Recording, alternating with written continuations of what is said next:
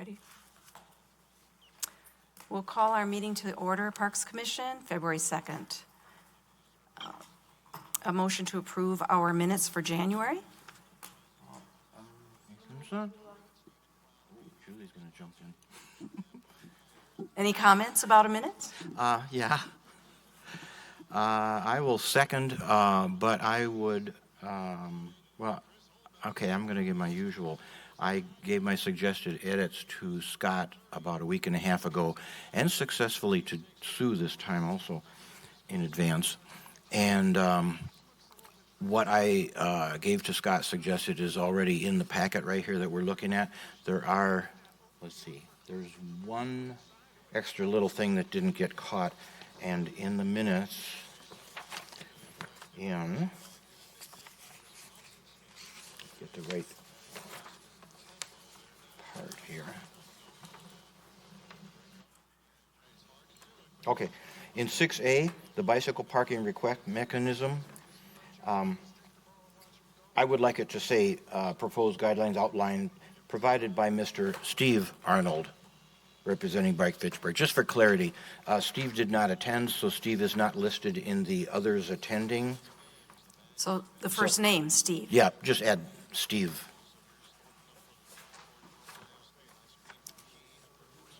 Any other comments, questions? Did you have anything you talked about? I appreciate them just the way they are, nicely done, helping getting them clarified.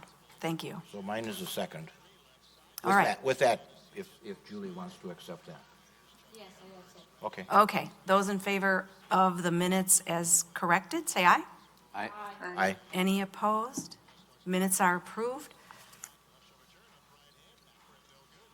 Public appearances for non-agenda items. We will move on. Review and approve our agenda. A motion to approve the agenda. Motion to approve is, this is Chris Munson? Brian Munson. And, let's see, is that for 5A? Yes. 5B? Well, should we rearrange or just go with it? Well, we could have 5B and C go first. So we would be going 5B, 5C, and then to 5A. Yeah, I'll move that. Okay, that's your motion. A second? Chris seconds. Those in favor of the rearranged agenda? Aye. Aye. Any opposed? That carries. So, 5B and C, Brian Munson. Now, what we need to do is just, I want to clarify, Scott, when we have 5B and C here, we have two separate votes? Yep. we'll Okay. do the information will be generally the same, but we'll take two official votes, yep. Okay, so let's start with a motion to approve 5B. Is that going to work to do that separately? Motion to approve 5B, rezone request, RZ 249123 by Terrell Walter. Agent, you got the second? Okay. I did, Julia second, and so Scott, if you want to tell us anything additional, and then we can go to. In actually just a brief introduction, Brian Munson is here, and this is the Fossite property, and this is actually the second rendering of this group's proposal. So I'll kick it to you, Brian, for a quick, brief summary. Thanks. Sure. Well, thank you, Scott. Again, Brian Munson with Vanderwall Associates, and I know Terrell Walter with Royal Capital is online with us tonight as well. Glad to be back tonight. Just a quick little overview of why we're here. So this project was approved by the community earlier this last year, and in the intervening time, we were unable to come to agreement on purchase of some of the additional parcels next to us. So that brought us back to revise the proposal to keep the grading all on site, to adjust some of the distribution of uses on the site, and gave us an opportunity to look at quite a few of the pieces of the project based on feedback we had gotten the first time around. And so we worked diligently to revise the grading, revise the distribution of units within the project. The unit count actually came down a little bit because of the loss of land. But we also took it as an opportunity to take a look a little bit closer at the park space. And so what you see in the packet today is a slight redistribution of the park space, but resulted in some nice improvements. So we looked at the trail connections through the slope area down to 14 to make sure that those are available for use. We also, on the map, thank you for pulling that up, Scott. On D and E, we were able to create a larger flat open space for use by residents in the community and the project. So we're anticipating incorporation of a playground structure there, as well as some open play areas for use by whoever would like to come through and use it. So all told, it's between 12 and 14 acres of open space, excluding the stormwater management pieces that we'll be looking at as we move into the final platting round. Obviously, to come back with a lot more details about how those are going to be improved, how they're going to be graded. But we're excited to be back working our way through the process. Again, this has been at the Plan Commission, who voted to move it forward, and we look forward to taking the next steps and bringing more information through the specific implementation plans yet early this year. Questions, anybody? If I might, Sue, there's just one. I did include in the staff comments a request to take a look at the I guess it would be the eastern, where the park property is, to see if there's any trees that might be savable. I don't anticipate that there is going to be any, but that was one request that staff did have. And we're comfortable with that. We have looked closely at those. They're predominantly softwoods that have sprung up amongst the fill. So we know that there's going to be ramifications for grading where some of those will be removed. But if there's an opportunity, even if it is a softwood, if it's got some size and we can work it in, I think it's something we would certainly support just to try to save what we can and work with the site that we have. That's appreciated. Any other question or comment? Yeah.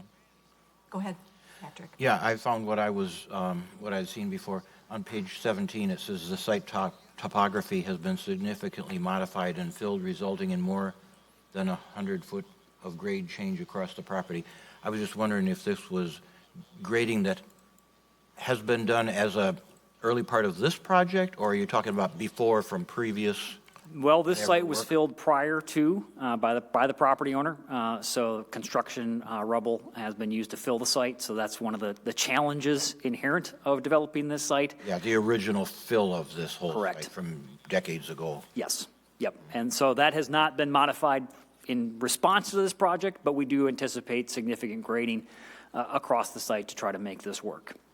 Is there something that you have in mind where it's cut from other areas and then that is used to kind of, well, cover the rubble for one thing in this park area? Yeah, we will be addressing the fact, as it sits today, with the condition, it wouldn't be appropriate for parks. So there will be grading to, bringing in topsoil, making sure that it's a usable park space, usable development site throughout. So there'll be quite a few steps in the final plat and the grading plans to make those work. And we're working closely with city engineering on both the utility side as well as the final design. So it will not be delivered in a rubble state. Yeah, I remember seeing it years ago from the Highway 14 side, from the west side of it, and it's really rough. Yes. And there were some pictures here. That's why I was asking if the pictures were of this area and some work had been done, so I'm not sure what. Yeah, the pictures in the packet are from the site, but work has not commenced yet to address the existing conditions. Okay. This, on page 17, is also where it mentions about the trees located on the site, existing trees. Yep. Okay. Other comments or questions? You're still going ahead with 2- and 3-story buildings? They'll almost everything will be 2 stories. Again, a function of the grade that we have to build on and the foundation systems that we've got to use. So that has settled it in on 2-story buildings for the most part. Yep. Right. If you remember, whenever we saw this before, if it was even by the same developer team, the previous, are you still working with Montgomery and Associates on this? So there's a big team that's been working on it. There's been geotechnical, several groups have taken additional geotechnical surveys done and borings across the board. JSD is the engineer that's working on the project, and so there's a big team looking at the environmental components of it. Yeah. And I remember commenting in one of these meetings that the previous attempt said that more than a two-story building would sink into the ground. We're looking closely Good to luck. make sure that, to avoid that. Yeah. Well, then, on the topic of rezoning, where we don't have to think about things like that, our motion is to rezone, the rezone request RZ-2491-23. Those in favor of this, say aye. Aye. Any opposed? The rezoning, our parks input on the rezoning is approved. And then 5C, preliminary plat request, PP 2490-23. A motion to approve? I move. Any second?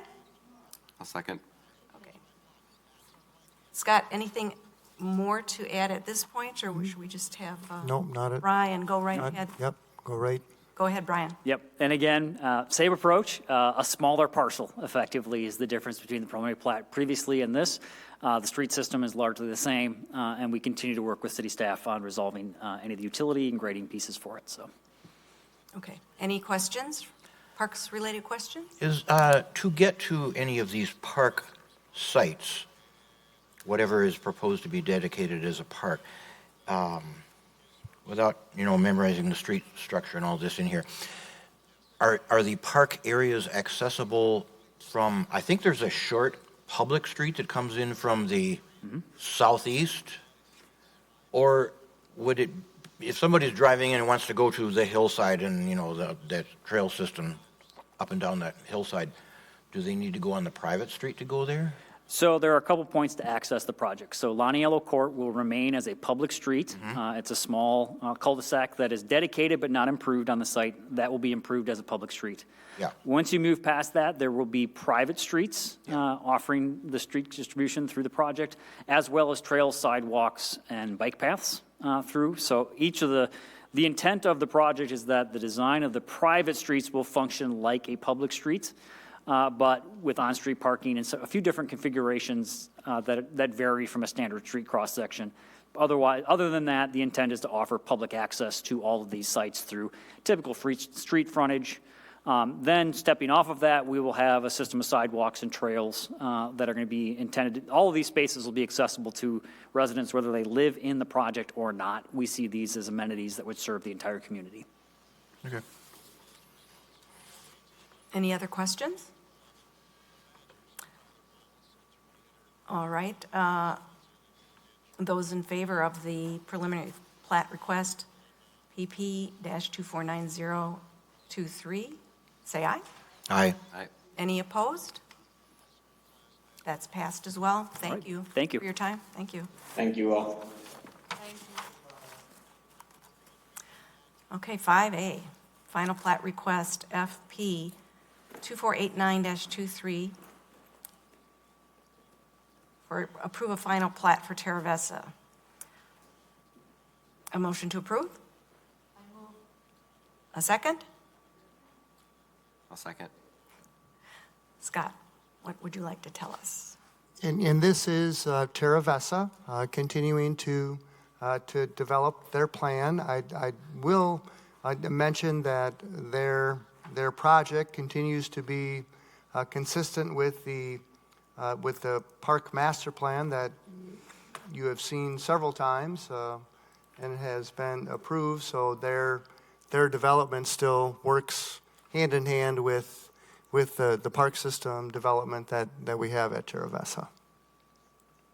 So this really doesn't affect the park's boundaries, Nope. amenities, nothing. They're just going to their next step of their development. And this plan commission already approved?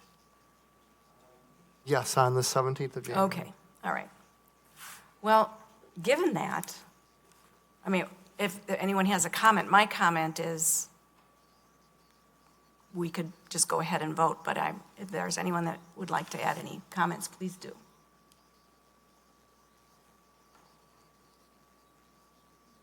Nothing? Patrick is scrolling. Well, I'm trying to get to the right page, and we don't have anybody to ask.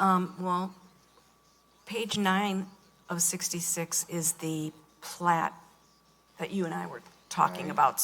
Yeah. So it's in that area, 9, 10, 11. I was interested in page 11. We don't have anyone to ask this question, but on page 11, I notice it shows the Conservancy Park in yellow and 5 trees, I think. 5 trees, I think those are oak trees. And then just below that to the south is Outlot 10. I am presuming that's where this big apartment building is going in, and I was just wondering if that is where we had been asked or advised quite a while ago that there was a couple of 2 or 3 oak trees that were in there that were, according to an arborist who evaluated them, they were in bad shape and they were looking for an okay to remove them. And I was wondering if those trees that were being removed, I think for that big apartment building, were in Outlot 10. And in other words, they shouldn't be the ones in the Conservancy Park being removed. No. What page are you on? 11, Page 11? yeah. And it's a yellow area on the left side.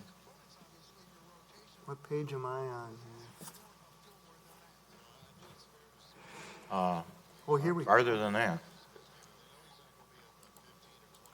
it's a big map picture. Beyond that, keep going. Right There, here? that one. Oh, wait a minute, is that the one? No, that, Page 11. yeah, that's it. Yeah, that's like the original concept In that does show the parks. That's the one? Yeah, the plat that they're approving is up here, right? Yeah, Yeah. That's the area that they're approving up here. Or that they're working on now. Yeah, I'm just curious about the trees because that had been discussed. These trees here?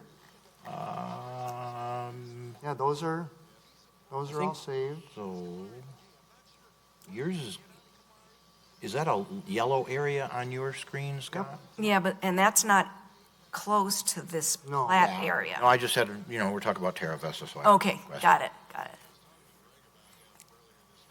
I don't think from my point of view, there's nothing to ask about for this particular plat request. Okay. We have a motion, a second. No further questions or comments? Those in favor of the motion, say aye. Aye. Aye. Any opposed? This motion passes. So 6A is the Resolution R22-23 adopting the 2023 update to the Arpitid Closure Investment Plan. A motion to approve? I move. Any second? I'll second. Scott? And in this, I did include kind of I know in the original information, there's a link right there that has the complete packet of information. But what I wanted to share is what I did do is I did include in your packet, the cover page and then the list of the projects that are currently in this closure investment plan. I have highlighted the park-related items, and I believe there's 9 or 10 of them. And really, they did, this appeared at the Finance Committee last night, and what I did do on your agenda comments is indicated what the action of the Park Commission would be. It's basically to provide comments to Alder Arata Frada that she can take back with her to the to the council and those kinds of things. So it really is just kind of an update of that investment plan and a highlight of the projects that are related to park and forestry. Okay, with that in mind, anybody who would like to comment about any of the highlighted areas? Or have questions about them? So maybe, Go ahead. So maybe, Scott, can you explain why the increase in the tennis court in Yep, that would- McKee Park is so high compared to the amount that we budget? Yeah, Right. okay. And that was brought up last night, and the dollar amount that was in there was 160,000 originally. But what staff has done is we've gone out and worked with an expert in the sports tennis court resurfacing, and they have provided a couple different options that staff is considering. But what we did do is there's a range of prices. And the top end is at 767,000, which includes 100,000 for the fencing. And the idea is that in order to compare apples to apples in regards to the different applications, there's different applications or treatments that cost different dollar amounts but last for a specific time. So what we did is we used the metrics of 50 years, where the project was going to last 50 years. So then we took the cost of each of the different applications over 50 years. And there may have been one application that lasted 7 years, so in theory we would have to do it 7 times with that 50 years. In comparison to the post-tension concrete is about 50 years. It'll last 50 years. So what we did and what we'll include in our recommendation is that analysis on what it does cost annually. Certainly we have to pay for it up front, but then as we budget to the future, in 50 years, we want to make sure that we have enough dollars in the budget in order to replace the tennis courts again if we need to. So that's another consideration. And typically that's what the mayor did with the pickleball courts. He actually included in the CIP $25,000 or $27,000 a year for the next 30 years, with the idea that the current pickleball courts will last those 30 years, and then we'll have the money to replace them in that, after that 30 years. So what we're currently in the process of doing is sending out a proposal to seek qualified bidders who do this is kind of specialized work. So we're trying to qualify a bidder, and then at that point we'll negotiate with that group and then come up with a contract, and then that contract will basically include, there'll be some preliminary work that they're going to have to do, but then they'll put together the specifications, bid the project, and help us through the construction of the project. Long story short, I guess. Or short story long, or? I have a question. Thank you for all that. Yes. So if the staff recommends then, and we choose something that is not the most expensive, but then that number changes as far as a line item here, right? Well, I will tell you that the 3 options that we're considering range in price from $549,000 to $767,000. So that's the low to the high. But we wanted to put the 767, and we may end up choosing the middle of the road. So Sure. it may not be that large amount. And that's fine. I, just budget-wise, and maybe, it's too soon to find out or ask the question, but what would you do with an additional $200,000 not spent on this project? Does that stay in parks? No. This is part of the investment plan. These are the city's dollars, ARPA TID dollars. So we're competing for the dollars, if you would, and if we don't use all of them, then they would remain in that improvement plan for other projects. Okay.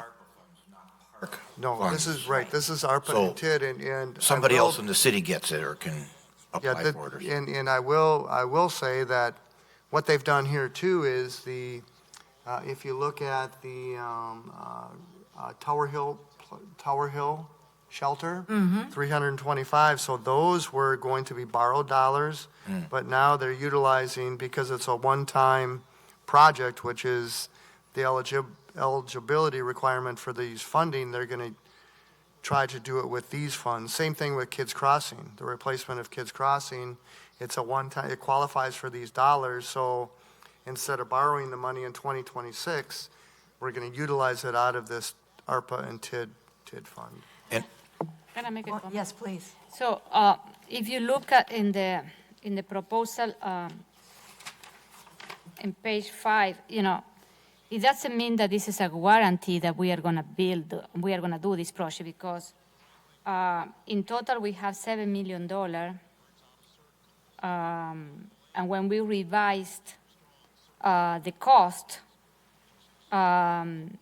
it's almost $10 million in all these projects that we have listed here, but there are almost $8 million available, so we are short. So there are some projects that they are going to be, we had to put it in the CIP to be funded with other sources, or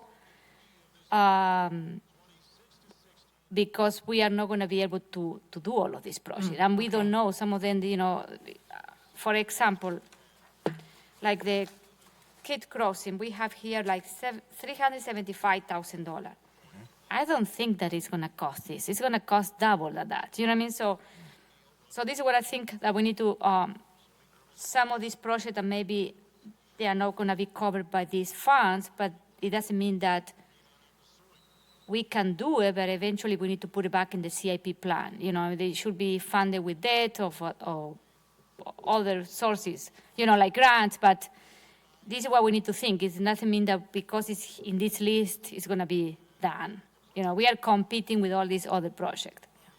So in an instance like the Kids Crossing, where that amount likely isn't enough, then let's say that much is granted, then remainder could be funded via CIP, donations, Well, whatever. And actually, if you recall, within the CIP, it's 750 total, 375 in donations. So what they're doing is actually finding a different fund source for that original 375. They're Okay, using so these. that's already It's shifted from, the CIP, it's shifted here. well, just the funding source is Yeah. switched. Correct, Instead of borrowing, it's now it's there. we're using the investment. Because, and again, there's certain criteria. It's got to be a one-time project, and it's got to, to some degree, not cause a structural deficit. Okay.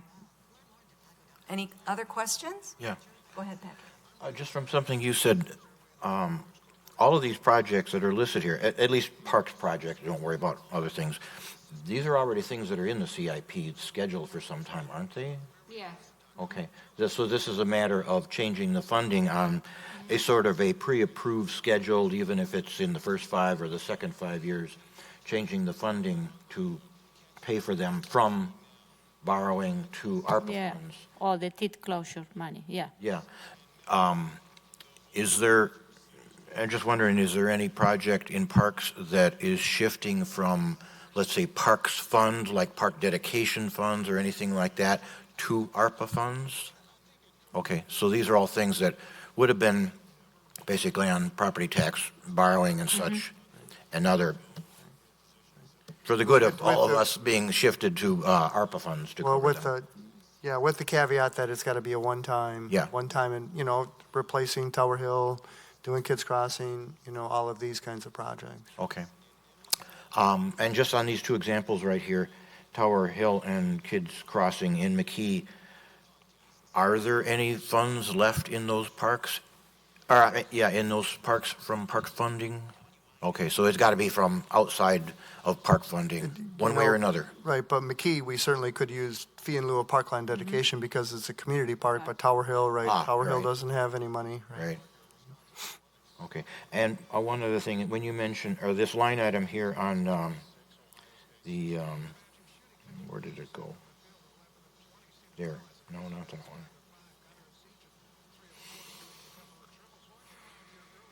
McKee Farms Park tennis court fencing and resurfacing. This is the whole thing, resurfacing the tennis courts and the fencing. If I'm I'm trying to follow what you were talking about, the fencing. Are you saying there is options of repair the fence or replace the fence with brand-new fence? There is options that we're taking a look at, right? Okay, so that's part of why the cost could be a lot higher Well, it's, if it's replaced, we've if the allocated. fencing is replaced. we've allocated $100,000 for the fence. Yeah. Well, does that cover repair, or does that cover replacement with 100? Hopefully it covers whatever we decide, whatever we decide to go with. Okay, I'm kind of looking at the resurfacing is going to be a kind of a set amount, maybe bidders and everything will bid a little higher, a little lower than each other or such. The fencing could, I would think, go either way, repair the current fence, or if we've got money to spend on it and it seems more practical, take it out and replace it. I'm not exactly saying Yeah, I'm we'll, in favor we'll, of that. we'll look at all of that and come with a staff recommendation, that's for sure. Okay. It's kind of lumping the two things together makes it a little bit more difficult to follow the cost of each part, resurfacing versus fencing. Well, the details come later. Yes, they will be, Okay. and we're working. Any other questions, Yeah. comments? So my question is for you, Parks Committee, if you have any other initiative or project that you want me to include here, because I need to put amendments and the due date is March 1st. Okay. This is one. The other one is for you, Scott. I don't see here anything from Southdale Park. That was, What we're gonna do with Southdale Park? You only assign $40,000, or we are gonna think about to include something in the CIP But for that park. There currently is things in the CIP for Southdale, Julia. Okay. Yep, we've got dollars in there, and actually, too, we've got additional dollars through Parkland Education with the Artesian Village to do some repairs and things, so. Can you bring that information to the next Park Commission meeting? How much money are left For for how much- Southdale, and what is your idea to do in that park? Sure, Okay. sure. and we actually had it on the agenda for next month Oh, okay. For Southdale, yeah. to do more than talk about a name. Okay. We're going to talk about more than the name next month. We're not- Yes, more than the name. My fixation here. Okay, so any other questions? Chris? Yeah, just seeing that, just thinking of one-time projects, I saw that the hub looks like it was on this list at one point, but then was removed. Is that, just curious what the reason for that was? I think we got money through other sources, like a grant. Okay. I think so, yeah. Well, we've got Parkland Dedication. Park dedication, dollars, yeah, so yeah. there's other Other sources. sources. Yeah. The other thought, which this might fall under the same category, is that there are other pools of money to pull from, was that if there was anything for, upcoming Stoner Prairie Park, that is a new and bigger project that's coming down the line. Granted, they have other sources. Makes sense. Okay. So, but if you have any other initiative and project that you think about, let me know so I can include it. It had to be one-time project. Yeah, and so your deadline, March 1st, and our next meeting is after that. So we have to get to you individually Yeah. to work out what it might be. Yeah, it is true that the Stoner Prairie Park money amount, the total amount dwindled over time. So as far as how much is funded, We've got enough to do the whole thing, actually. you do. That I saw some number where like we have half of the money. I can report back on that too if you'd like to. And actually, we've got the Stoner Prairie meeting on Wednesday. So then, if that all goes well, then we'll begin to start to work on implementation, and then we'll have the budget numbers, and what the Park Commission would like to do, so. Okay. Okay. Sorry, can I ask two questions quick? Please, Sarah. For the kids crossing, not to get back to it again, but understood that it has to be the one-time project. Knowing that it was in the 26 CIP listed as half borrowing, half donations, does this, I know you said that this takes away the borrowing, we would still then plan on having some of the funds driven from donations? Is that the thought process? Yep, it would be 50/50, 375 from here and then 375. It's just a different funding source for the city's 375. Thank you. Yep. And then the other one for the native plantings, is there a plan as to where they would go, or would it be just kind of a need from the parks, or is there a plan for those native plantings? Yeah, we're still kind of working on that, Sarah. We've figuring out the plant material and then try to determine a location. So that's still in the works, if you would. That sounds great. I like that it's listed. I was just curious if there was more around it. Thanks. Nope, no other questions for me. Go ahead. Yeah, I have a question following Sarah. How much you can buy with $10,000? Well, certainly it's going to be a smaller section, if Okay. you would. So yeah, you can get a fair amount of plant material for that. That I guess at the end of the day it'd be best to do it in a new median, if you would, in comparison to try and it would take some time to kill grass or do whatever you would need to do in order to get a free and clean median, that's for sure. Oh, so this is specifically to go in between lanes of traffic? This is kind of the alternative to turf or landscape in a median, right? Oh, okay. But there are two projects. They are like one native planting in Fitchburg Parks and the other one is pilot. Oh, yeah, there's two. The native plantings is highlighted, and that says in the parks. And right underneath it is sustainable vegetation and street medians. That didn't get the yellow, but that would be still part of the,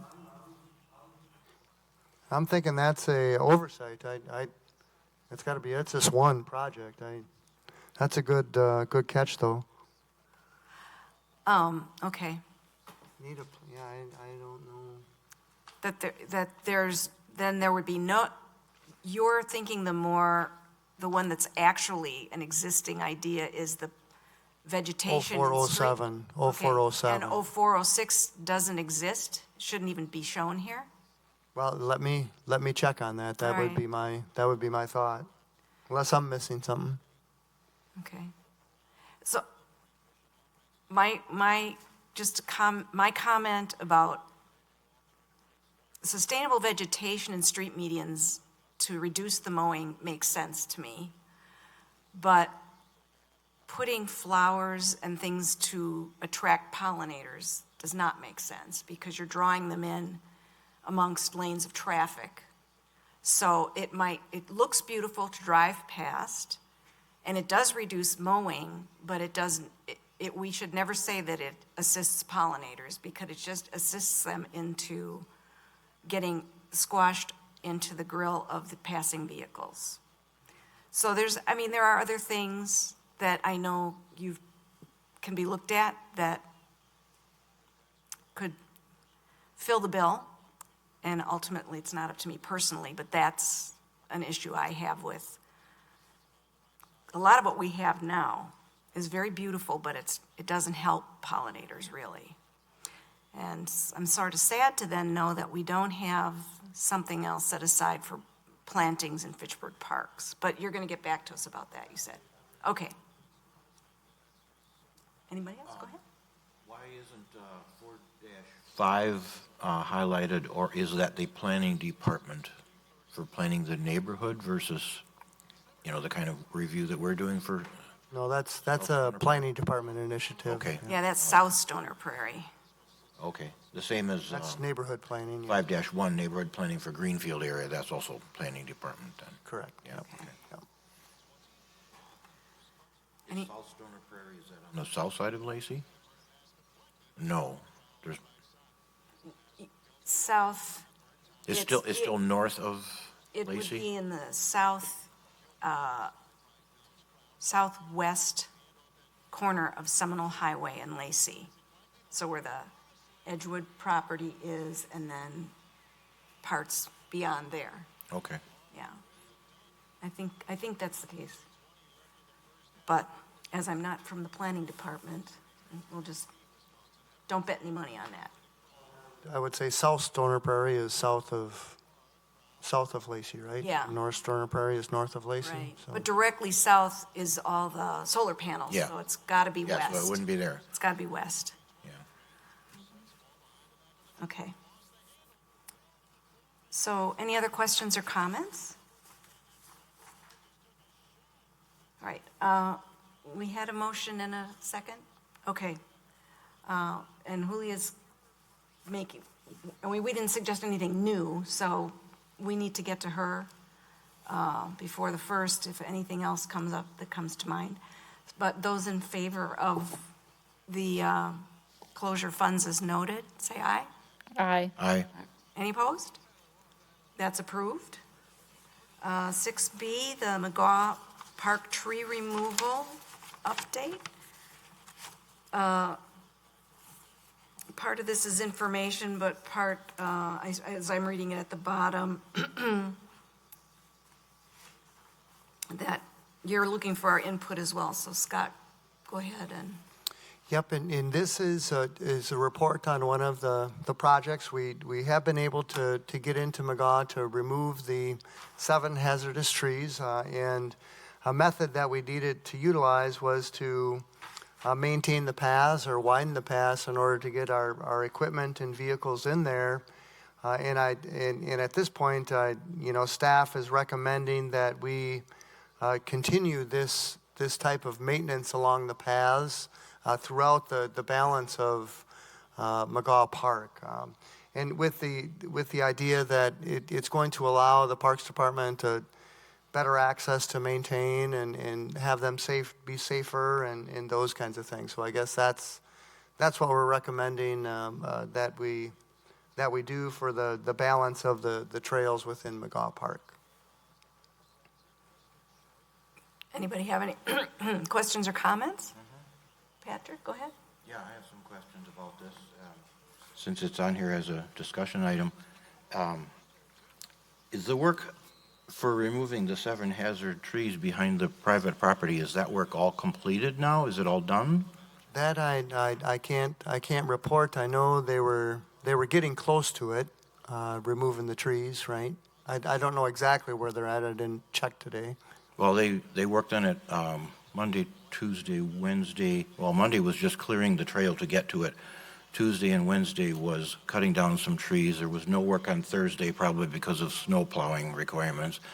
And then some work Friday morning, but there has been nothing, not a thing going on since then. I'm wondering, I'm not sure if all of the 7 trees are down. There's some farther over that I'm not sure if they were part of the original 7. Well, if they are, then maybe they have to come down too. I don't know. We aren't removing anything beyond the original 7 The 7. that we proposed, right? Okay. I'm just wondering if, the equipment left last Friday morning and been quiet out there. But the barricades are still sort of up. And I just wondered if there is more work that's going to be done, so you don't know. I also saw the equipment out there, the trucks in the parking lot said Public Works, the equipment said Public Works, and I was wondering if Public Works took this over from Parks and it became a Public Works project. It is a Public Works Park project, and the Parks Department and the Street Department and the utilities are all part of the Public Works Department. Well, yeah, but, I mean, the crew that was out there, are they Parks workers or are they Public Works workers? Crew? Public workers in the Park and Forestry Division, as far as I know, right? Yeah. I guess I don't. I don't know exactly who exactly on site was there.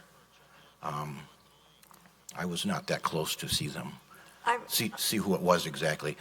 I was wondering if Joran was out there for any of this, even at the beginning. Let them know what they needed to do and watch what they were doing. Well, yes, if Joran was out there, I'm wondering, you had the map right here about the access of how to get to it, that purple line on there.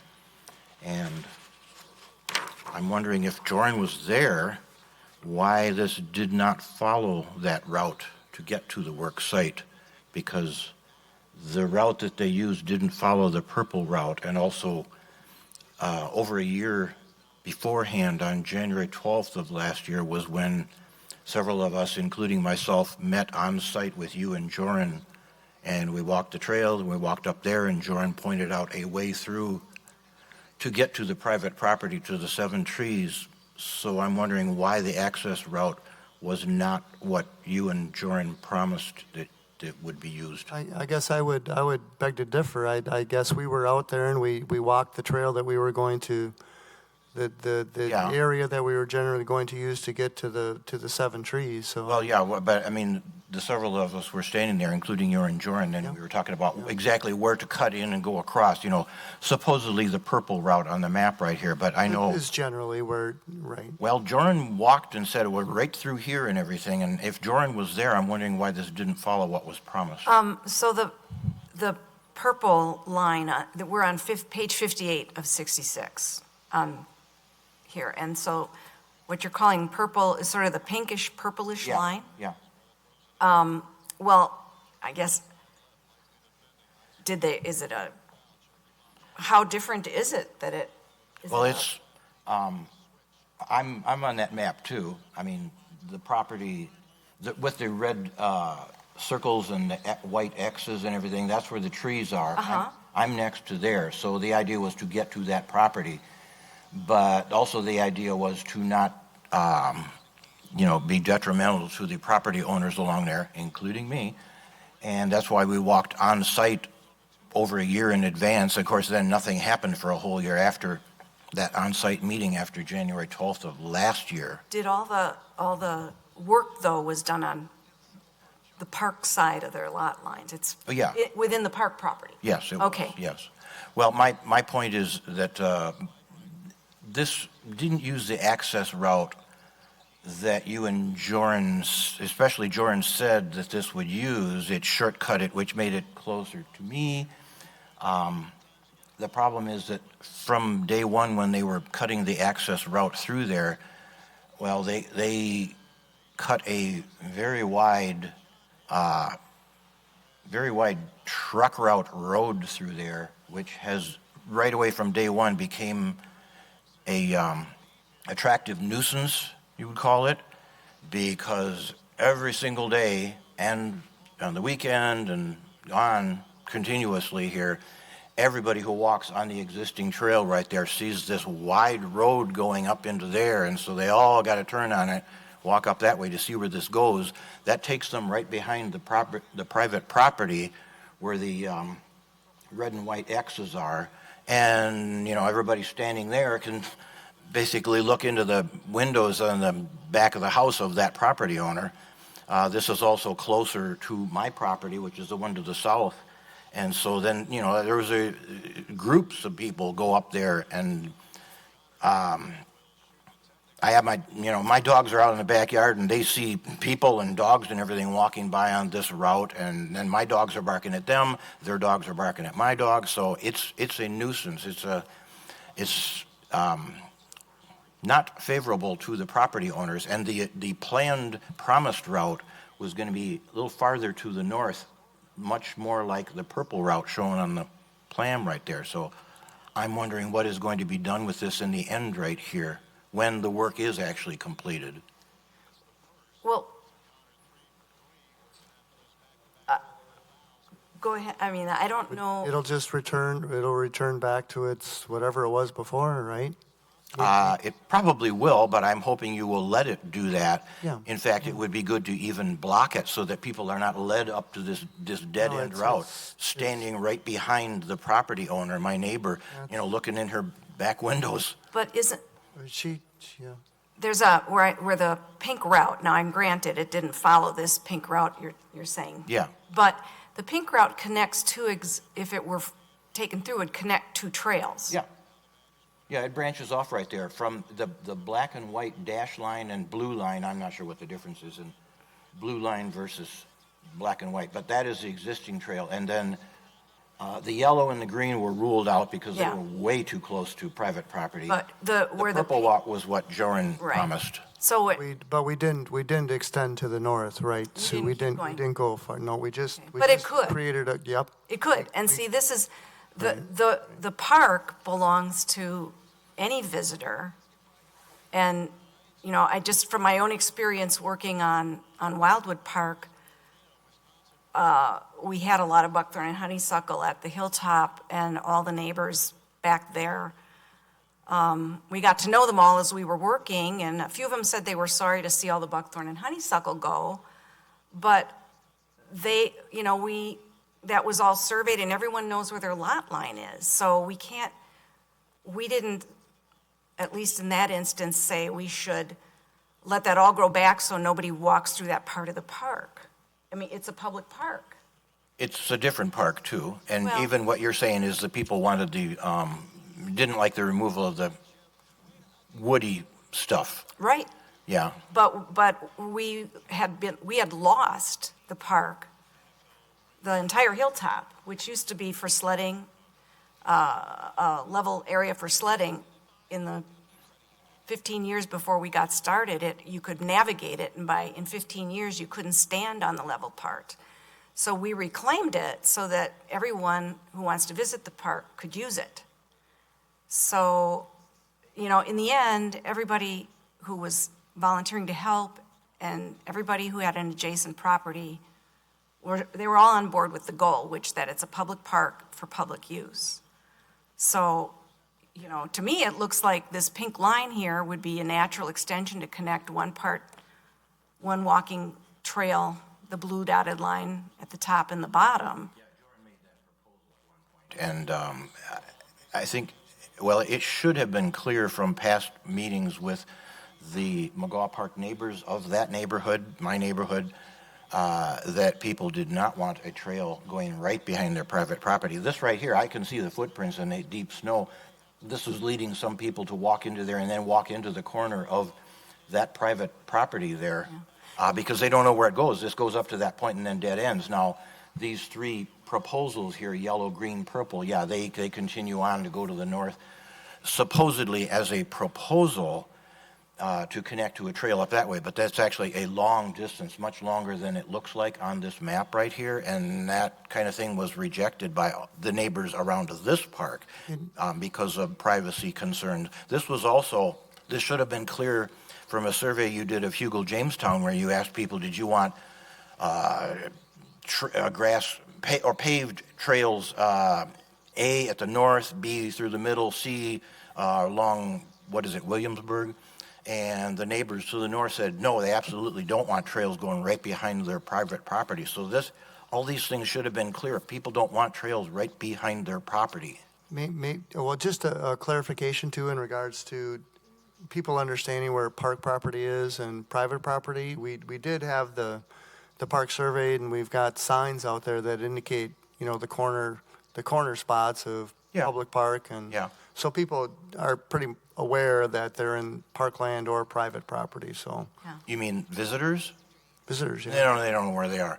And still, in Hugel Jamestown, that was your proposal was one of the trails was to go way to the north on the northern edge of Hugel Jamestown. The people along there, all those property owners said, no, they don't want that. So that was ruled out. That was dropped at that point. That was a while ago, but that survey was done by you, and that was the response you got. Now, the people whose homes, including yours, doesn't the buckthorn and honeysuckle in their own yards shield them from viewing people walking in the park? There is none in private yards. Well, why is that?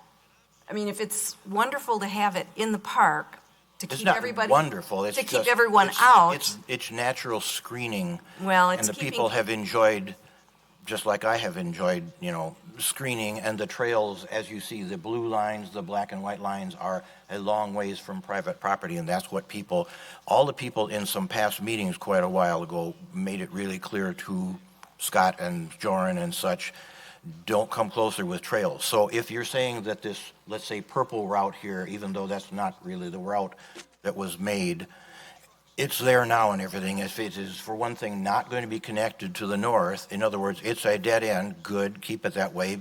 There's a couple of great big tree trunks up there that sort of stop the travel to the north, so continue that and make it clear that it's not a trail going through, because people are wondering where this goes and trying to find a way through. And one of the things they did is walk into the corner of that private property. Otherwise, if you're going to, I hope, block off where it breaks off of the main trail, that would make it clear to people, this is not a trail to follow. This is an access road to get the work done. That's it. Then close it. Then let it grow back. Don't keep it as an open trail. It's a dead end. It doesn't go anywhere except right behind private property. So if you're going to close it, that's fine. That would be good. When the work is done, block it. If I might add a few comments.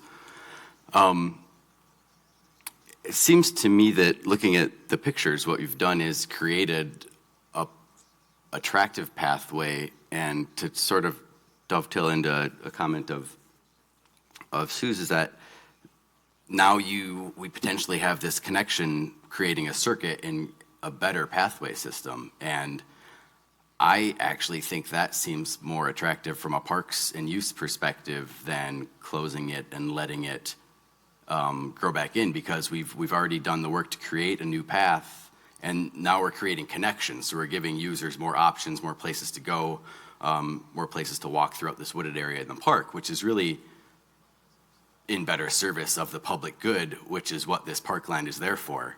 And so we've already done the work to create this feature. It seems, I don't know, it seems like we'd be squandering an opportunity to just close it off and let it grow back in. We've created a pathway. Why don't we take advantage of it? And with all due respect to those 6 property owners, it's Park's property, and it's not really their choice what we choose to do in that park. Well, yeah, so live right there. Yeah, but we're not going on your property. So I live about a park as well. People can play in the swing set and look in my patio door. Buying a property up against public park, I understood that, and that's something that's not a surprise to me. So I think it's unfair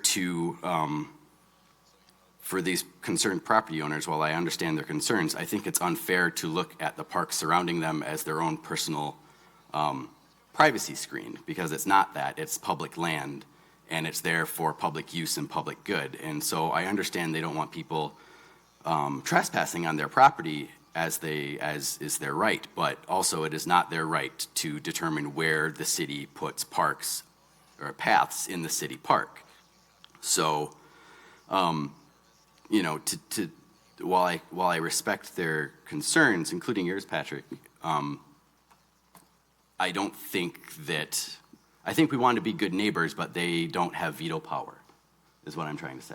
So the long and short of it is, I think we should consider keeping that path, honestly. It seems like a nice addition to have. It's wide, it's easily accessible. It creates another place for people to go in the park, and the fact that you said it's become attractive, that people walk down it, that's a sign that people want to go there. We should allow this path system to work. I think it's an improvement. Well, everybody who sees a construction site has to look over the fence or through the fence or to see what's being constructed. That's all this is this is an attractive nuisance of, here's a great big road going up there. It is only meant as an access route to get to those 7 hazard trees, to take the trees down. The other alternative was to go through the private property to get to the trees, to cut them down. So the only purpose of creating this was an access road. I understand that. I understand that was the purpose of creating it, but I think that it can serve another use as well. I think we can kill 2 birds with 1 stone here. But that was proposed earlier, even by Joran, and that's, by discussions and meetings in the past and everything, that's already been made clear. I think it was that made was clear not by a select favorable to pool the of neighbors people with a there. limited set of priorities. Say that again? I think that that point of view was made clear by a small sampling of people with a very specific set of It priorities. wasn't a small number of people. It was like more than 20 people in meetings. Well, now, There are not 20 lots that abut that. Other people from all over the neighborhood came to those meetings. well, wait, now you're referring to meetings that go further back in Yeah. time. Then, we talked about this tree issue a year ago, and that's what I think Chris is referring to. But this agenda item isn't specifically about, I'm glad everybody has said what they've said, and I appreciate points of view. The question here for right now would not be whether we continue on with this path, but I think we should have it on our agenda unless you'd like. But I think you can certainly, as a commission, if you decide that that appears to be a good idea, that you would Okay. include that in your In the motion. that will continue the, I mean, I wouldn't mind having, maybe deferring it to next month and having more time to check it out in person. sure. Yeah. Generally, people have the respect of walking on the trails, including, this is a prime example right here, walking on a trail and not wanting to be like essentially right in the face of private property. So again, this is an attraction to people, but it's a nuisance to the property owners because it wasn't there before. And, as another point right here, back over a year ago when I had the meeting with the city administrator, I proposed an agreement of, if you're going to come in from the park with your heavy equipment and clear this road and widen that trail really wide to get to here and everything, the existing trail, the blue line going to the south, coming in from Wild Heather. I said, okay, when you got the equipment here, why don't you go around the curve and go over to the west, because there's a long section of trail right there that the volunteer group that I organized had cleared wider, maybe as much as 12 feet wide. And why don't you clear that? Because after we cleared it by hand, there was one year when I had 27 volunteers come out and work on this, and we cleared that, and then the Parks Department didn't keep it up, and it grew back. And I said, well, why don't you go along there and run along that stretch and clear it again? And that was rejected. That was turned down.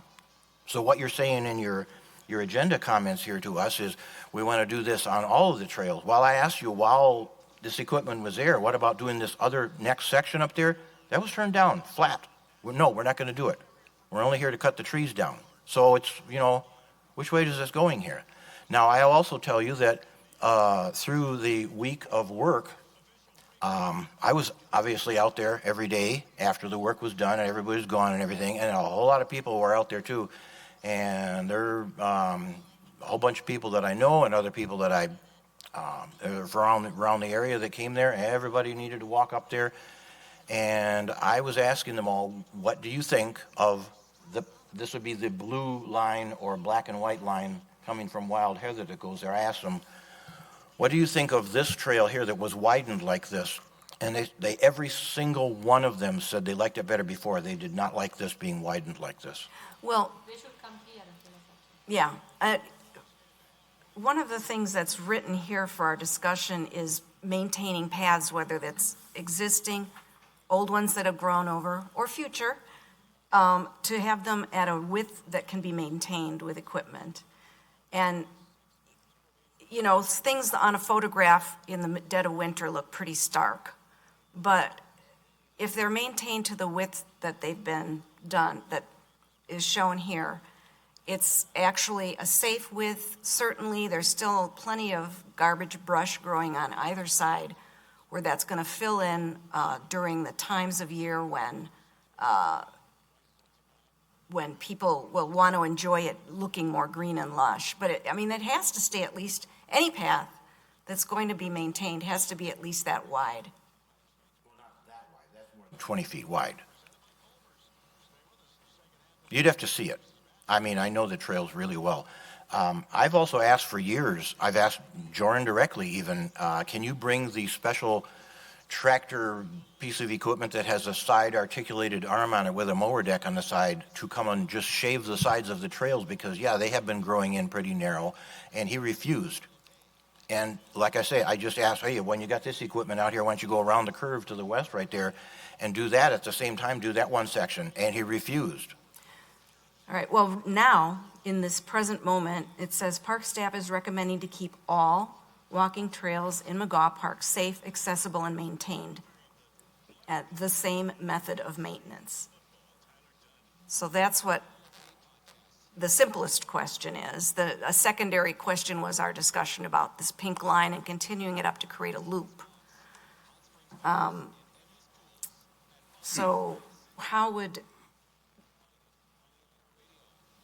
we could have a motion to approve the limited request here. We could have a motion that includes recommending the continuance of the, roughly the pink line to create the loop that's shown on page 58 of 66 that Chris was talking about. Sorry, as a discussion item, do we need to make any sort of action on this tonight? It's not Nothing proposed as a necessarily. motion Yeah. or any resolution. Well, or and anything. we can do either.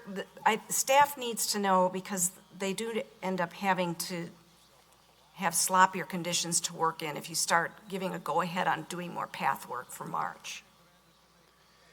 And it is under a discussion and action item, which is, discussion and potential action. So I guess I think it's certainly within the purview of the Park Commission to discuss and take action if they would like. I would look at it as making a motion where none was foreseen, in other words, not on the agenda to give some kind of staff approval to go widen all the trails. And I don't know if any of you have walked the trails, but they get a lot of foot traffic, and they really, the people, I've talked with a whole lot of people who walk on the trails, neighbors and other visitors and everything, and they like a lot of them the way they are. This right here, as I heard from every single person, is too wide. And when I asked, the parks crew, Joran, to do something with the equipment that you own to widen them a little, then it was turned down. All right, but let's focus on now because this request is specific for now. But Sarah, you also have remarks? Yeah, thank you, Sue. I was just going to say that I do agree with Chris. We're on the Parks Commission to create spaces that people use. So it's exciting to hear that these trails are being used. I'm glad that these unsafe trees were taken down. So I'm happy to hear that these improvements are being made. I would support adding more trails. I actually find those trails very difficult to navigate, and just that I do feel as though they're overgrown, that I am a neighbor that uses the trails, Patrick, that I have seen you out there, but that I don't like the narrower trail, that I do wish they were wider. I haven't looked at this one specifically, but that I'm glad the unsafe trees were taken down. I think it makes sense to have more trails within that space to have the park used. So I guess I just wanted to give my opinion that way. Yeah. The trees were taken down only at the request of that property owner because the wind blows from the west and they were 100 feet tall and they could have fallen right into her yard. So that's why the request came through. And the city acted on it because there was a liability problem. That was the only reason for this project and the only reason for this access route. Right, but here on the agenda, it's here though for our notes to us. Park staff is recommending to keep all walking trails in McGaw Park safe, accessible, and maintained with the same method of maintenance. And I do want to concur with Sarah's input about those trails. I've walked them as well. And it might, I feel vulnerable, I would feel on my own, even with my dog, a bit vulnerable. It's close in, you don't quite get the idea. Yes, you're within nature and you're enjoying, but if they're a little bit wider, you get a sense of being able to see a little bit more of what's ahead of you. Maybe it's just as a female, I'm not quite as confident sometimes walking in areas where there's a little bit of uncertainty. So I think that would be a benefit in that way. So how wide are you and Sarah talking about? I didn't go out there and measure what they were or what they are. But I'm going to make a motion to approve park staff's recommendation to keep all the trails within McGaw Park safe, accessible, and maintained using the same method of maintenance.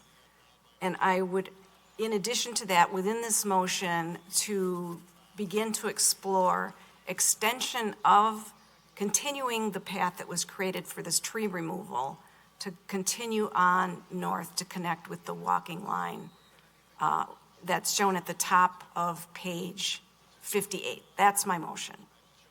Is there a second? I'll second. I'll second. Okay, everybody seconds, all right. Any, Discussion. go right ahead, anyone? Yeah, I'm objecting to this because this seems like taking advantage of the situation. The proposal here was to take down those 7 trees at the request of the property owner. This is taking advantage after the fact, after promises were made and it was assured that this wasn't going to be like this, and then this line in here that says park staff is recommending, et cetera, et cetera. That's something that's being tacked on after the fact right now that was not in any agreement or any proposal up front. The idea was cut the 7 trees down, that's it, you're done, leave. Scott, now none of this work took out all the brush up to the lot line. Oh yeah, a whole lot of it. To the lot lines? Is it? Yes, it's wide open. It's They had to create more than a- 50 feet. Well, okay, Why? They had to create a work- obviously where those trees were. Yeah, they had to to create a get work- close in, but other lot lines, it doesn't approach doesn't, other lot no. lines. Okay, Correct. all right, correct. It's more than 50 feet cleared yeah. around the area of those red circles and white X's. Yeah. In order to have a work site area. Yes, So it's that's. a very wide clearing. You know, and I will share that Joran spoke with Sheila, the property owner, and she was all good with everything that we were doing and in favor of it and those kinds of things, so.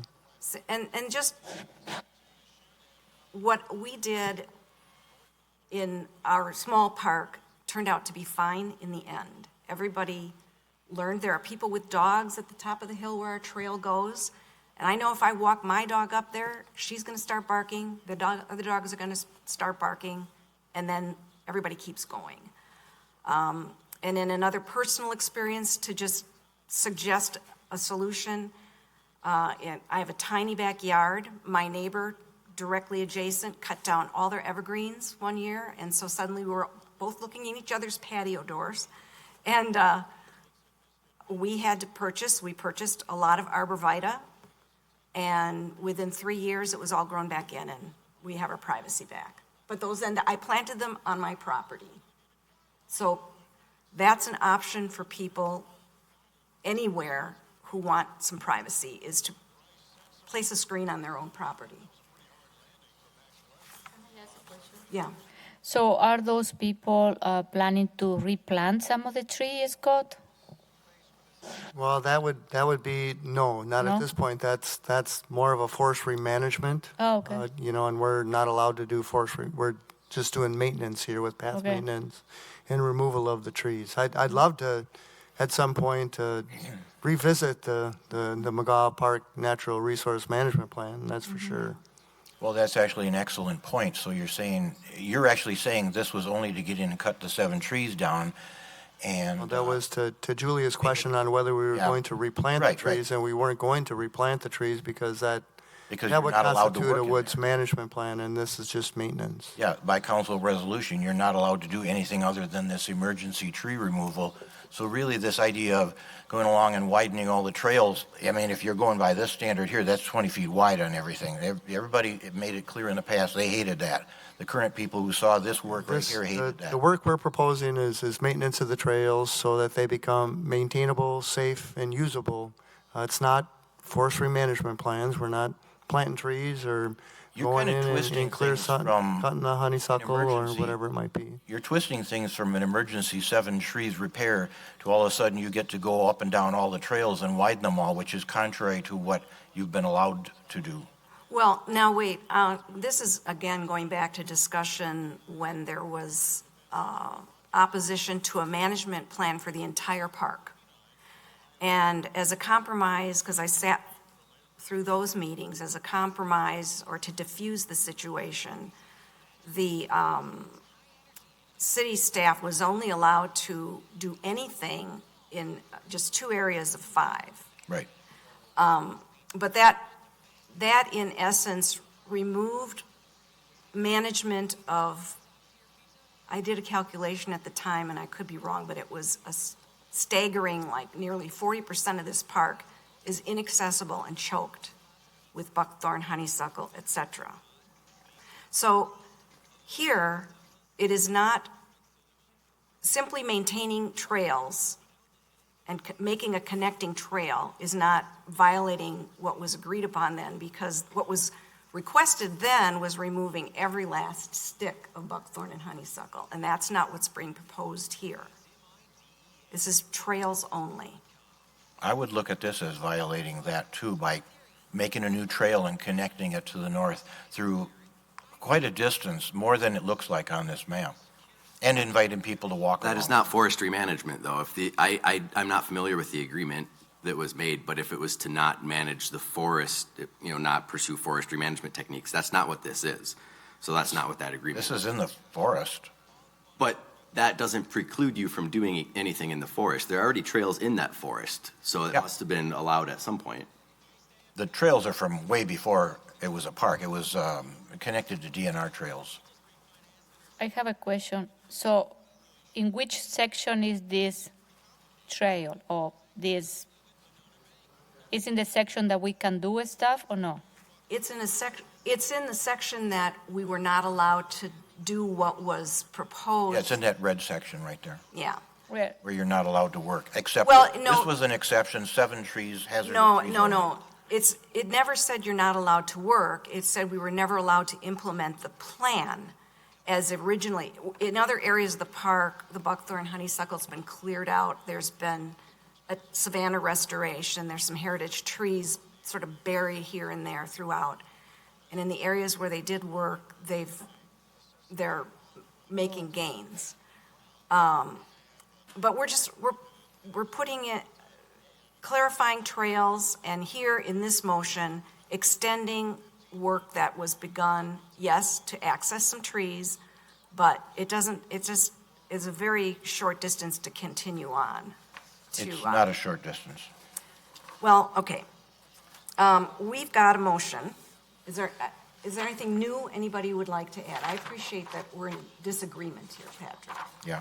So, any other new comments? I would suggest that Scott survey the neighbors. Now, one park can be different from another park. Maybe the neighbors around Stoner Prairie Park or such have a different view of how they want their park to be. I would like the respect of one area of residents around one park to acknowledge, hey, there may be different preferences of one park versus another park in 2 different areas of the city, and not say, okay, people from way over in a different part of the city or whatever that, let's say, don't live in this neighborhood or such, don't try to impose their view on something that has been discussed pretty thoroughly from the neighbors of this park. So ask the neighbors of this neighborhood right here what they want, because there's been respect in the past, such as the Hugo Jamestown example that I gave, and when they said no, you respected it. So there's 4 property owners here, 4 lots that are adjacent to this. The whole neighborhood is about 35. Okay, but lots. there's 4, as far as the directly impacted.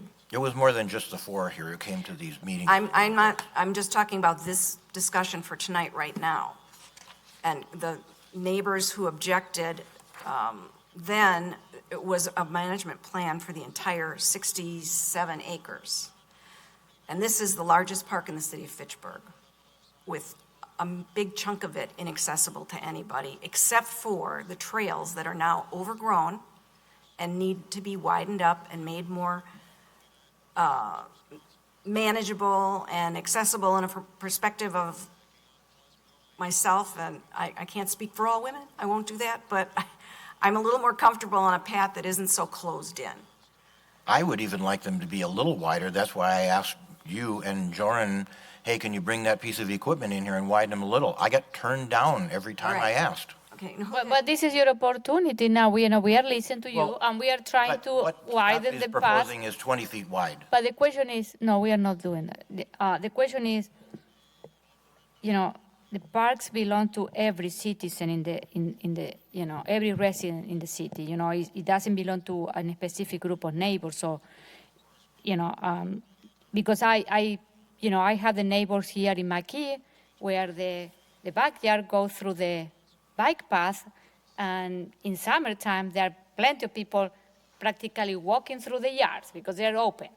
And this is part of being in a park. You know what I mean? If you buy a house with your backyard is on the park, Patrick, you are exposed to have that people walking, behind your park, your yard. So the question is, what we're trying to do is to make those paths, more accessible to everyone and walkable and safer. I don't know what is the deal with this. You know what I mean? Like, yeah. we can do it in a way we can respect the neighbors, position that we want to make those paths or clear the path to be more, I don't know, to be cleaner or to be, I don't know, more enjoyable for the rest of the residents that they like to walk there. You know what I mean? I don't know what is the issue. Well, actually, the existing trails right here are extremely popular because every time it snows, there's footprints like crazy going through there of everybody walking in this park on these trails. So it's very heavily traveled. This is the only winter activity in this entire park. It's up to at least 80 acres now with some additions on there. And the trails are the only thing for people to do. Nobody's playing baseball, tennis, volleyball, pickleball, anything in here, but there's a lot of people who come here to walk in the trails because you're out of the wind, and if it's, if the trails are widened to some 20 feet wide or something, it's not going to be the same. So I'm saying this needs the respect of, not someone in District 2 or such saying, oh, you over here in this area around this park should do it the way that we think. I don't know why exactly. It's like, respect the neighbors who live next to the park. I'm not trying to, force anything on a North Stoner Prairie or a McKee Park or wherever in the rest of the city because I live next to this park. I'm representing my neighbors and my interests and the use of this park and what's been very enjoyable. And I've even heard from Scott that, you've admitted you're not allowed to do trail work and everything in here because when I've asked you, you've turned it down and given that as the answer. You're not allowed to work here on things except for an emergency tree removal because of the liability of private property. That was it. That was supposed to be your limits. That's what you said. Now this is let's throw this in too and see if we can get away with it. All right, Chris, go ahead. I think, Patrick, you inadvertently sort of gave credence to the fact that this park needs more path systems because it's such a popular winter activity and it's right now I'm not super familiar with the past there, but it's a kind of a lot of spurs and stuff, and I think improving connections, being able to make circuits and loops is going to make that system a whole lot better and user friendly, and if it's one of the most highly or only used feature in that park in the winter, I mean, we're doing a disservice to the city by not making that better if we're given the opportunity. So I don't think anybody wants to make the whole path system 20 feet wide. I think That's kind of what Scott's... No, it's not. It's not what Scott's saying. It's not what any of us are saying. We want to perhaps widen them to maintain vegetation so they don't constantly encroach on each other, and maybe they've shrunk over time, I don't know.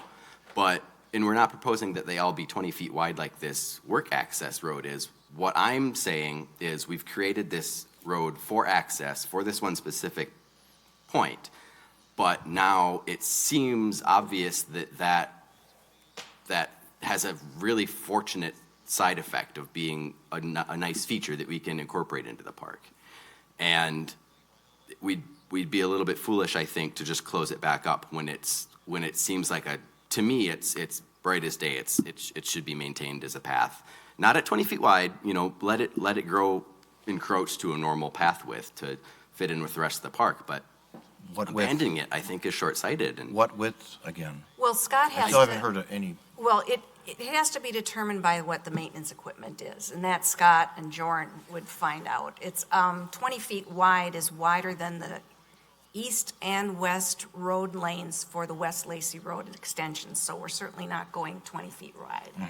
In our typical asphalt path is 10 feet wide, right? So the ability, and certainly to Chris's point, in order for us to get equipment in there to do the work, we needed to widen it a little bit wider than we normally would, but I think the effect is that it kind of indicates what could potentially be done in order to make the paths more maintainable, more accessible, usable, those kinds of things. And the mowers are 6 feet wide, so to go up and down, you know, in one and back the other, 12 feet, 10 to 12 feet, I think is, That's exactly what I have aimed for the, when I organize all the volunteers to come out in the past to work Oh, each year. we're looking I to do actually it, aimed Patrick, for a so 12-foot there you path so that the 6-foot mower could go on the left, let's say on the right side, all the way up and mow at the edge and then turn around and mow on, again, the right side as they're coming back the other way, and it would be a 12-foot path.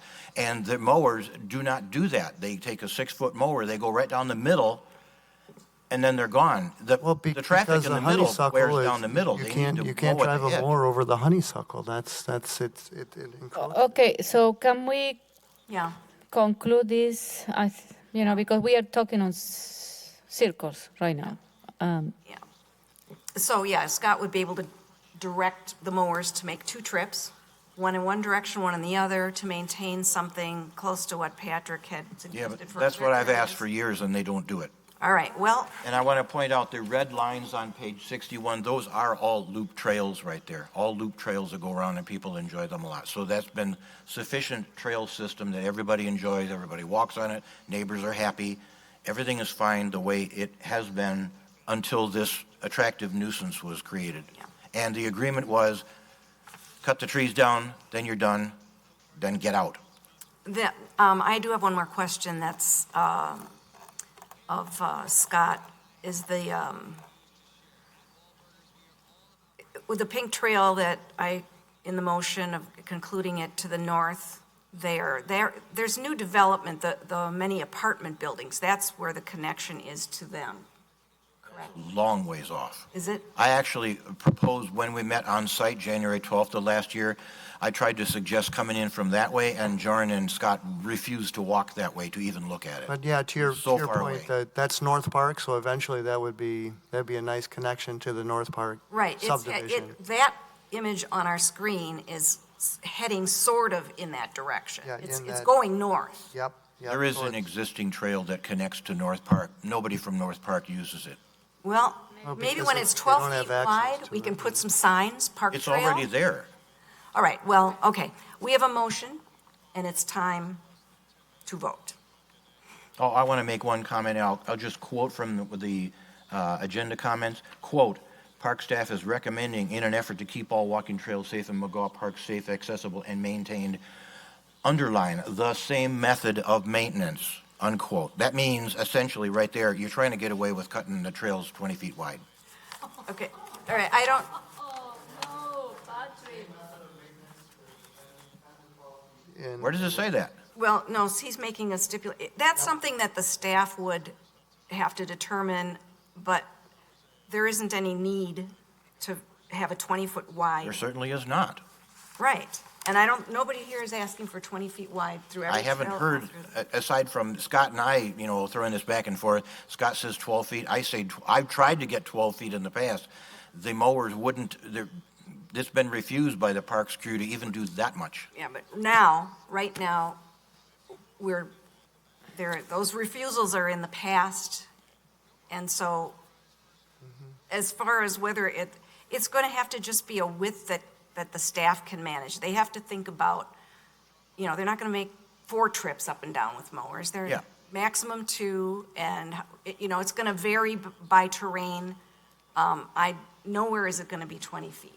And then you're the one telling us it's 20 feet. None of us went out there and measured it's 20 feet, so. Come on out. Let's just. I'll walk you through it. Well- Give you a guided tour. Okay, please. We're going to vote.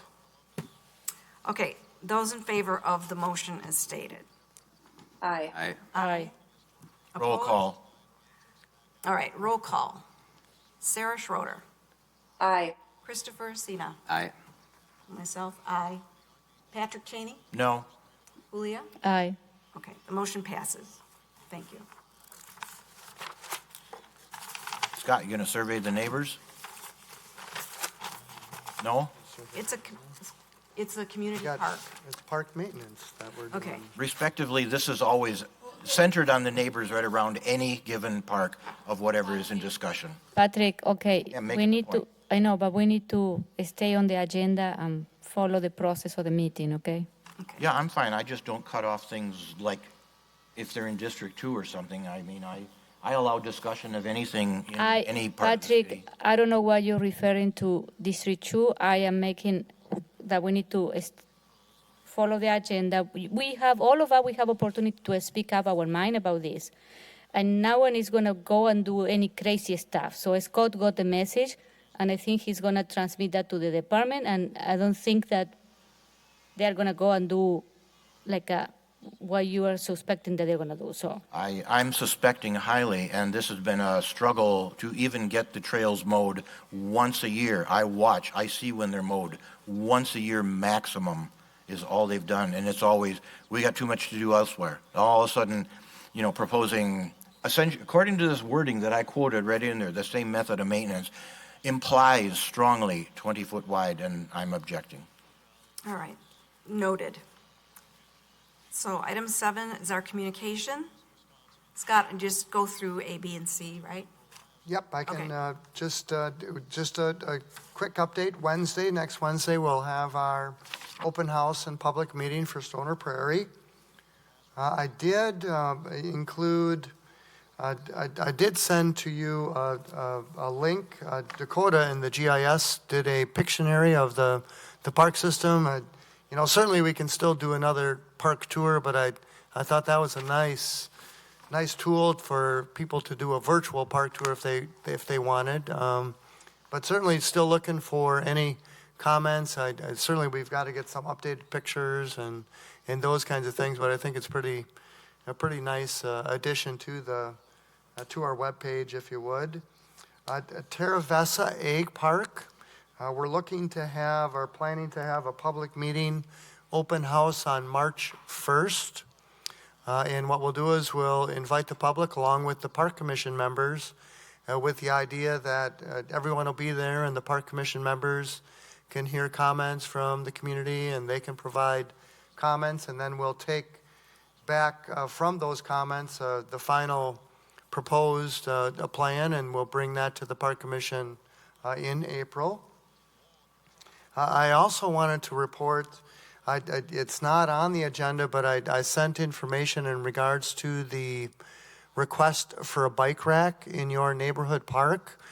Come to find out, we've got a similar process through the Public Works Department, so I'm working with Phil and the Sustainability Department to create it didn't make sense to recreate the system, but to make a special request for bike parking through the webpage. So there'll be more info on that forthcoming.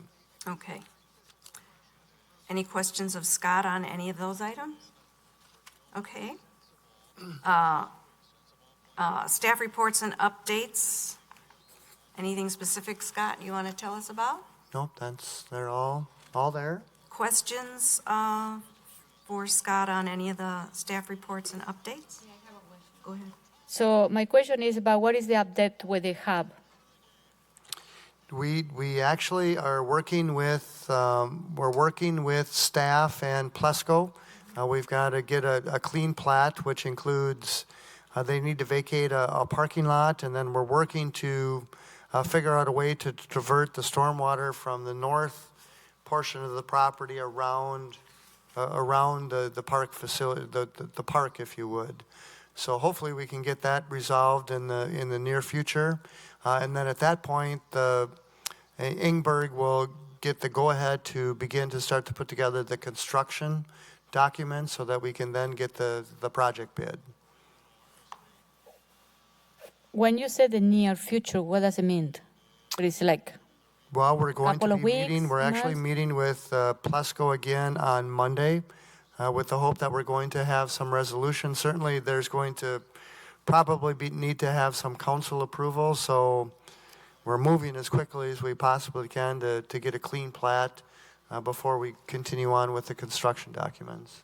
So when you say council approval, so it's going to go directly to council, or it's going to run through all plan commission, park commission, and no, all we're, of that? we're hoping it's really more of not an informational thing, but a direct referral to the common council Okay. on some adjustments to, like I say, there's a parking lot that needs to be vacated. Then we also have to work on the storm sewer situation on the north of our northern parts, our northern boundary and their southern boundary on the top of the plan. This is a thing that I mentioned to you in private that I am very concerned, because when we approved the CSM of all the final draft and design last year, I don't know why we didn't see this. Why we wait a year to find out that, oh, by the way, we have this issue now. It's like this park is continually finding some new technicality and it's slowing down. You know what I mean? So it's kind of like, I think, we need to, when those plans come to us, maybe we need to know what we need to look, because why did we miss this, something like this? You know what I mean? In the design. Yeah, what happened, as I'm understanding, is the plat that was recorded was different than what the common council approved, so. I apologize. We're working as quickly as we can, because, the goal is really to get it enclosed before winter, so that we can, when you begin to start to do winter construction, you're adding costs to the project. So with the leadership of Mr. Breckland, we're really working quickly as we can to get it resolved. Do you have a comment? I had a question. The only information that came out at least a couple of weeks ago, maybe even 3 weeks ago or so, said that the McKee ice skating rink was actually open, but Hugo Jamestown was not ready. There's been nothing said since then. Well, Hugo Jamestown is closed for the season, and we've got a small portion open? Pardon me? Did it ever open? It was. Yep. Oh. We did have a brief. It really hasn't been a very good season, if you would. It's been warm and then cold and then the snow, but there is a small portion of McKee that's available for skating. Just a portion of the pond? Just a portion of the pond, yeah. And next week is going to be warm, so it'll. Yep. And we're getting today. It's open. We're getting to that. Saturday. Yeah, we're getting it's to that. It's going to warm up. It'll probably close again. Well, it's getting to the point where, like Hugo Jamestown, the skating season unfortunately will be completed. Okay. Future agenda item, Southdale Park. I wanted to request, since we do have warmer weather next week, and maybe there'll be other warm days after next week before our next meeting, if people do have the time to walk around at Southdale Park and just gather your own impressions of all of it, the equipment. There's a trail that goes up the hill out onto the frontage road. Yeah, Scott, you sent us 3 maps that showed the park in 3 separate sections. There's a community garden that's in disuse. One of those 3 maps is an area that you wouldn't even get the impression that it's part of the park. It's up on the hillside off to the side. So I hope people have a chance to do that, because the question was raised, about Southdale Park. What are we doing? And hope to talk about all of that. Monies that are already set aside this year and the next 2, and what else is needed or not needed.